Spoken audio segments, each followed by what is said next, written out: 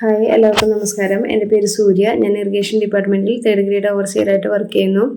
ഞാൻ PSCക്ക് വേണ്ടി പഠിച്ചത് ഹോളിമാത അക്കാദമിയിലെ ഷിൻഡോ സാറിൻ്റെ ചാലക്കുടി ക്ലാസ്സിലാണ്. ഞാനൊരു 2017 ഒക്ടോബർ മാസമാണ്, ഒക്ടോബർ അവസാനത്തോടുകൂടിയാണ് ഞാൻ സാറിൻ്റെ അവിടെ ജോയിൻ ചെയ്യുന്നത്. സൺഡേ ബാച്ച് ആയിരുന്നു. ആ സമയത്ത് എന്ന് പറഞ്ഞാൽ ഉച്ചവരെയാണ് ക്ലാസ് ഉണ്ടാവാറ്. എല്ലാ സബ്ജക്റ്റുകളും സാർ തന്നെയാണ് എടുക്കാറ്. ഞങ്ങൾക്ക് സാറ് എല്ലാ സബ്ജക്റ്റും നല്ല നീറ്റായിട്ട് നല്ല സിമ്പിളായിട്ട് പറഞ്ഞു തരുമായിരുന്നു. അതുപോലെ തന്നെ നോട്ട്സും തന്നിരുന്നു. പിന്നെ സാറ് എല്ലാ ദിവസവും, അതായത് എല്ലാ സൺഡേസിലെന്ന് പറഞ്ഞു കഴിഞ്ഞാൽ നോട്ട്സ് ക്ലാസ് എടുക്കാൻ കഴിഞ്ഞ് കഴിഞ്ഞിട്ടുണ്ടെങ്കിൽ കുറച്ച് നേരം ഒരു 5-10 മിനിറ്റ് സാറിൻ്റെ ഒരു മോട്ടിവേഷണൽ ടോക്ക് ഉണ്ടായിരിക്കും. അപ്പോൾ അത് കേൾക്കുമ്പോൾ നമുക്ക് പഠിക്കാനായിട്ടുള്ള ഒരു ഇൻട്രസ്റ്റ് കൂടുതലായിട്ടും വരും. പിന്നെ ക്ലാസ് മിസ് ചെയ്യാണ്ട് എല്ലാ സൺഡേസിലും ക്ലാസ് അറ്റൻഡ് ചെയ്യാനായിട്ടുള്ള ഒരു ഇത് തരും സാറ്. അങ്ങനെ ഞങ്ങൾ ആ സമയത്ത് അങ്ങനെ പഠിച്ചു പോയി. പിന്നെ ഞങ്ങൾക്ക് ആ സമയത്ത് എന്ന് പറഞ്ഞാൽ എക്സാമുകളൊന്നും ഉണ്ടായിരുന്നില്ല. അപ്പോൾ പിന്നീട് ഞങ്ങൾക്കൊരു നല്ലൊരു എക്സാം വന്നത്, കുറച്ച് വേക്കൻസി ഉള്ളൊരു എക്സാം വന്നത് 2019 നവംബറിൽ. അപ്പോൾ ആ സമയത്ത് എന്ന് പറഞ്ഞു കഴിഞ്ഞാൽ ഞങ്ങൾ ഈ സബ്ജക്റ്റുകളൊക്കെ ഒരുവിധം 2-3 പ്രാവശ്യമൊക്കെ റിവിഷൻ ചെയ്ത് എല്ലാ സബ്ജക്റ്റുകളും ഞങ്ങൾക്ക് നോട്ട്സൊക്കെ പക്കയതിന് ശേഷം ഞങ്ങൾ ഒരു കമ്പൈൻ സ്റ്റഡി ഗ്രൂപ്പ് തന്നെ ഫോം ചെയ്ത് കമ്പൈൻ സ്റ്റഡിയാണ് ചെയ്യാറ്. ആ സമയത്ത് കമ്പൈൻ സ്റ്റഡി ഗ്രൂപ്പിൽ ചേർന്നു. ഞങ്ങളൊരു തുടക്കത്തിലൊരു 10-12 പേരോളം ഉണ്ടായിരുന്നു. അപ്പോൾ കമ്പൈൻ സ്റ്റഡി ചെയ്യും. അപ്പോൾ കമ്പൈൻ സ്റ്റഡി ചെയ്യുന്നത് വെച്ചിട്ടുണ്ടെങ്കിൽ ഞങ്ങളൊരു 9:30 വന്നു കഴിഞ്ഞൊരു 4-5 മണി വരെയൊക്കെ ഇരിക്കാറുണ്ട്. അപ്പോൾ ഉച്ചവരെ ഞങ്ങൾ സബ്ജക്റ്റ് നോക്കും. സബ്ജക്റ്റ് നോക്കി ഉച്ചയ്ക്ക് ശേഷമാണ് ഞങ്ങൾ ക്വസ്റ്റ്യൻ പേപ്പേഴ്സൊക്കെ നോക്കാറ്. ക്വസ്റ്റ്യൻ പേപ്പേഴ്സ് നോക്കും. പിന്നെ അത് എക്സ്ട്രാ ഞങ്ങൾ ഒരു കുർമിയുടെ ഒരു റാങ്ക് ഫയൽ ഉണ്ടായിരുന്നു.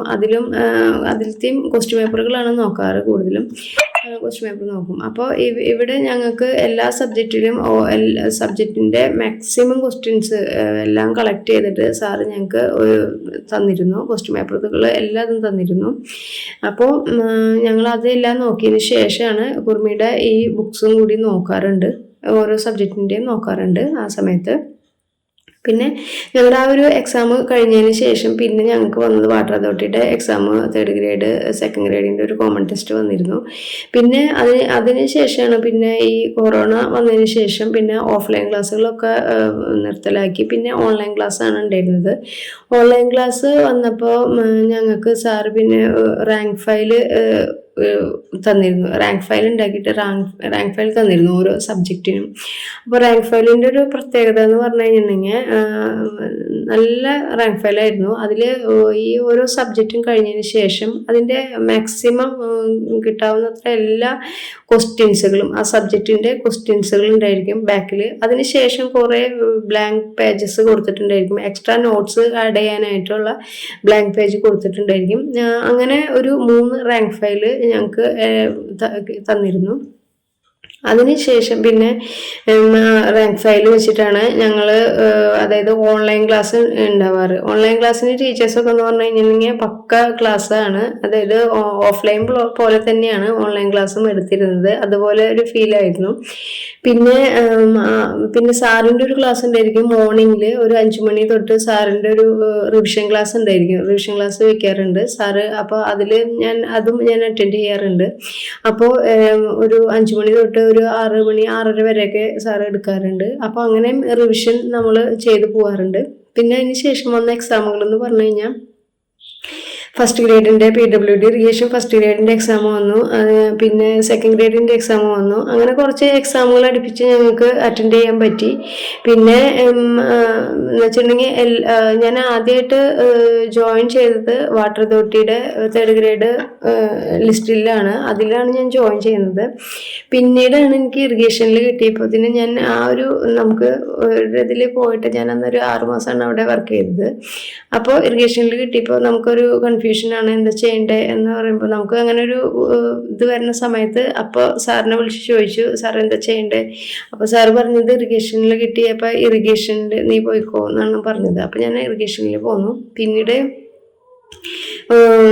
വാട്ടർ അതോറിറ്റിയുടെ തന്നെ സെക്കൻഡ് ഗ്രേഡ് വന്നിരുന്നു. സെക്കൻഡ് ഗ്രേഡ് ഈ അടുത്താണ് വന്നത്. അപ്പോൾ ഞാൻ പിന്നെ അതിന് പോയില്ല. കാരണം എന്താ വെച്ചിട്ടുണ്ടെങ്കിൽ എനിക്കിപ്പോൾ ഇറിഗേഷൻ ഞാനിവിടെ അടുത്ത് തന്നെയാണ്, വീട്ടിന് കുറച്ച് ദൂരമേ ഉള്ളൂ. അപ്പോൾ ഞാൻ പിന്നെ വീട്ടിലത്തെ സാഹചര്യങ്ങളും എല്ലാം കണക്കിലെടുത്തുകൊണ്ട് എനിക്ക് സെക്കൻഡ് ഗ്രേഡിന് പോകാൻ പറ്റിയില്ല. ഞാൻ പിന്നെ അതായത് വാട്ടർ അതോറിറ്റി സെക്കൻഡ് ഗ്രേഡ് പിന്നെ അടുത്തൊന്നും വേക്കൻസി ഇല്ല എന്ന് അറിഞ്ഞത് കൊണ്ട് ഞാൻ പിന്നെ പോയില്ല. അപ്പോൾ ഇങ്ങനെ അങ്ങനെ കുറച്ച് ലിസ്റ്റുകളിൽ ഒരു 9 ലിസ്റ്റുകളിലുണ്ട്. അപ്പോൾ നമുക്കിങ്ങനെ ഈ ഒരു ഇതിൽ വരാനായിട്ട് സാധിച്ചത് ഒരു ഗവൺമെൻറ് ജോലി എന്ന് പറഞ്ഞു കഴിഞ്ഞിട്ടുണ്ടെങ്കിൽ എൻ്റെ ഒരു സ്വപ്നം തന്നെയാണ്. അപ്പോൾ അത് ഞാൻ ഡിപ്ലോമ പാസ് ഔട്ടാകുന്ന ഒരു 2007 ആ സമയം തൊട്ടേ ഞാൻ PSC എക്സാമുകൾ എഴുതാറുണ്ട്. പക്ഷെ ഒറ്റ ലിസ്റ്റിൽ പോലും വന്നിട്ടില്ല. അപ്പോൾ വെറുതെ ഇങ്ങനെ ഇരുന്ന് പഠിച്ചത് കൊണ്ട് ലിസ്റ്റിൽ വരില്ല എന്ന് അറിയാം. കാരണം വെച്ചാൽ ഇത്രയും വർഷം എഴുതിയിട്ടും വന്നിട്ടില്ല. അപ്പോൾ എനിക്ക് എൻ്റെ ഗവൺമെൻറ് ജോലി എന്ന് പറയുന്ന ഒരു സ്വപ്നം യാഥാർത്ഥ്യമാക്കാൻ സാധിച്ചത് ഷിൻഡു സാറിൻ്റെ ക്ലാസ്സിൽ വന്നത് കൊണ്ട് മാത്രമാണ്. കാരണം എന്താ വെച്ചിട്ടുണ്ടെങ്കിൽ നമുക്കൊരു 3 മാസം കൊണ്ട് ഒരു 6 മാസത്തെ ഒരു ക്രാഷ് ബാച്ചിന് പോയിട്ടോ ഒരു വർഷത്തെ ഒരു ക്ലാസ്സിന് പോയിട്ടോ ഒന്നും ചിലപ്പോൾ കിട്ടിയെന്ന് വരില്ല. കാരണം നമുക്ക് ആ സമയത്ത് ചിലപ്പോൾ എക്സാമുകളൊന്നും ഉണ്ടാവില്ല. എക്സാമുകളുള്ള സമയത്താണെങ്കിൽ ചിലപ്പോൾ കിട്ടിയേക്കാം.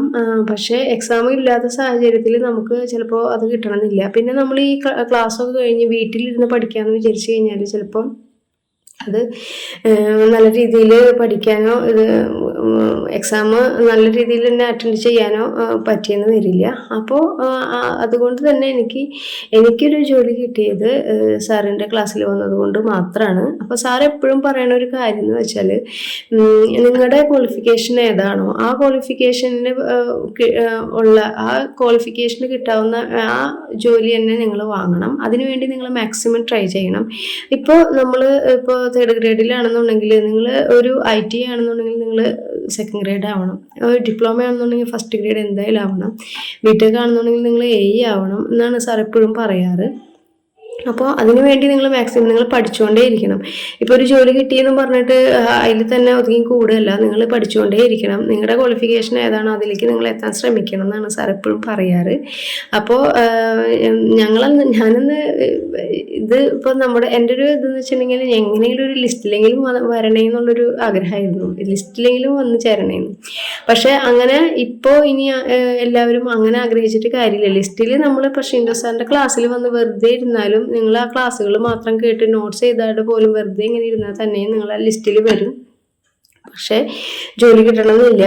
അപ്പോൾ നിങ്ങൾ നന്നായിട്ട് അതിനുവേണ്ടി ശ്രമിക്കണം, നന്നായിട്ട് പഠിക്കണം. അപ്പോൾ സാറ് പറയുന്ന പോലെ സാറ് എന്താണോ പറയുന്നത് അതുപോലെ തന്നെ ചെയ്യുകയാണെങ്കിൽ എന്തായാലും നിങ്ങൾക്ക് ജോലി കിട്ടും. അപ്പോൾ നിങ്ങൾ ആഗ്രഹിക്കണത് എങ്ങനെയാണെന്ന് വെച്ചിട്ടുണ്ടെങ്കിൽ ലിസ്റ്റിൽ വരാൻ വേണ്ടിയിട്ടല്ല, ആദ്യത്തെ റാങ്കുകളിൽ തന്നെ വരാമെന്ന് വിചാരിക്കണം. എന്നാലാണ് നമുക്ക് എത്രയും പെട്ടെന്ന് ജോലി കിട്ടുള്ളൂ, ജോലിക്ക് കയറാൻ പറ്റുള്ളൂ. കാരണം എന്ന് വെച്ചിട്ടുണ്ടെങ്കിൽ നമുക്ക് ഈ സാറ് എന്ന് വെച്ചിട്ടുണ്ടെങ്കിൽ സാറിന് എക്സാം വരുമ്പോൾ, അതായത് സാറിൻ്റെ ക്ലാസ്സുകൾ മാത്രമല്ല എക്സാം വരുമ്പോൾ എക്സാം എങ്ങനെ അറ്റൻഡ് ചെയ്യണം എന്നുള്ള പ്രത്യേകം സാറിൻ്റെ ഒരു ക്ലാസ് ഉണ്ട്. അത് സാറ് നമ്മൾ കയറണ വരെയും, നമ്മൾ എക്സാം ഹോളിലേക്ക് കയറണ വരെയും സാറിൻ്റെ ഈ ഒരു മോട്ടിവേഷൻ നമ്മുടെ ഫോണിലും സാർ വോയിസ് ആയിട്ടും സാർ ഇട്ടുകൊണ്ടിരിക്കും. അപ്പോൾ അതുപോലെ തന്നെ നമ്മൾ ചെയ്യണം. കാരണം വെച്ചാൽ എത്ര നന്നായിട്ട് പഠിച്ചു പോയാലും ആ എക്സാം അറ്റൻഡ് ചെയ്യണ ആ സമയത്ത് നമ്മുടെ നെഗറ്റീവ് മാർക്കുകൾ ഒത്തിരി വരും. അപ്പോൾ നെഗറ്റീവ് വന്നു കഴിഞ്ഞാൽ തന്നെ നമ്മൾ റാങ്കിൽ പിന്നിലായി പോവും. അപ്പോൾ എക്സാം അറ്റൻഡ് ചെയ്യണത് എങ്ങനെയാണെന്നുള്ള സാറിൻ്റെ ഒരു പ്രത്യേക ക്ലാസ് തന്നെയുണ്ട്, അതെല്ലാവരും കേൾക്കണം. അപ്പോൾ അതുപോലെ തന്നെ സാറ് പറയണ പോലെ ചെയ്താൽ മതി. സാർ എന്താണോ പറയുന്നത് അതുപോലെ തന്നെ ചെയ്ത് കഴിഞ്ഞാൽ നിങ്ങൾക്ക് എന്തായാലും ജോലി കിട്ടും, ഷുവറാണ്. അപ്പോൾ ഞങ്ങൾക്ക്, അതായത് എനിക്ക് ഷിൻഡു സാറിൻ്റെ ക്ലാസ്സിൽ വരാനായിട്ട് സാഹചര്യം ഉണ്ടായത് എങ്ങനെയാണെന്ന് വെച്ചിട്ടുണ്ടെങ്കിൽ എൻ്റെ ഒരു ഫ്രണ്ട് പറഞ്ഞിട്ടാണ്. അവൾ ഇപ്പോൾ ഫസ്റ്റ് ഗ്രേഡായിട്ടാണ്, PWDയിൽ ഫസ്റ്റ് ഗ്രേഡാണ്. അപ്പോൾ ആദ്യം എന്നോട് പറയുന്ന സമയത്ത് അവൾ സെക്കൻഡ് ഗ്രേഡ് ആയിരുന്നു. അപ്പോൾ സെക്കൻഡ് ഗ്രേഡ് ആയിരുന്നു. അപ്പോൾ അവൾ പറഞ്ഞത് എന്താ വെച്ചിട്ടുണ്ടെങ്കിൽ ഞാൻ സാറിൻ്റെ ഇവിടെ വന്നിട്ട് കുറച്ച് നാളായുള്ളൂ, അപ്പോഴേക്കും എക്സാമുകൾ വന്നു. അപ്പോൾ നന്നായിട്ട് പഠിച്ചു. അപ്പോൾ പെട്ടെന്ന് തന്നെ ജോലി കിട്ടി. ഇനി ഫസ്റ്റ് ഗ്രേഡിൻ്റെ ലിസ്റ്റിലുണ്ട്. അപ്പോൾ അത് എത്രയും പെട്ടെന്ന് എന്തായാലും കിട്ടും എന്നൊക്കെയാണ് അവൾ അന്ന് എന്നോട് പറഞ്ഞത്. അപ്പോൾ ഞാൻ ഇത് കേൾക്കുന്ന സമയത്ത്, അതായത് ഒരു സ്ഥലത്ത് വന്ന് പഠിച്ച് ജോലി കിട്ടിയിട്ട് ഒരാൾ പറയുമ്പോൾ നമുക്ക് അത്രയും കോൺഫിഡൻസ് ആണ്. അപ്പോൾ എനിക്കത് അത്രയും ഇതായിരുന്നു. പിന്നെ സാറിൻ്റെ ക്ലാസ്സിൽ വന്ന് ഇപ്പോൾ സാറിൻ്റെ ഒരു അന്നത്തെ ഒറ്റ ക്ലാസ് കേട്ടപ്പോൾ തന്നെ എനിക്ക് എന്തായാലും എത്ര വൈകിയാലും വേണ്ടിയില്ല, എനിക്ക് എന്തായാലും ഒരു ജോലി കിട്ടും എന്നുള്ളൊരു കോൺഫിഡൻസ് വന്നു.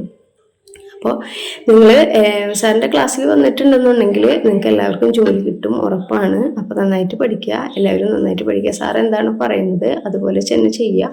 അപ്പോൾ സാറിൻ്റെ ക്ലാസ്സിൽ വന്നുകൊണ്ട് മാത്രമാണ് ഞങ്ങൾക്ക്, അതായത് ഞങ്ങളുടെ ആ ഒരു ബാച്ചിലുണ്ടായിരുന്ന എല്ലാവരും തന്നെ ജോലിക്ക് കയറിയിട്ടുണ്ട്. അപ്പോൾ സാറിനും സാറിൻ്റെ ഫാമിലിക്കും ഒരുപാട് നന്ദിയുണ്ട്. അത് നന്ദി വെറുതെ ഇങ്ങനെ പറഞ്ഞാൽ തീരില്ല, ഒത്തിരി നന്ദിയുണ്ട്. അപ്പോൾ ഇനിയും സാറിൻ്റെ ഹോളിമാതയിലൂടെ ഒത്തിരി പേർക്ക് അവിടെ വരുന്ന എല്ലാവർക്കും ജോലി കിട്ടട്ടെ. എല്ലാവർക്കും ഓൾ ദി ബെസ്റ്റ്.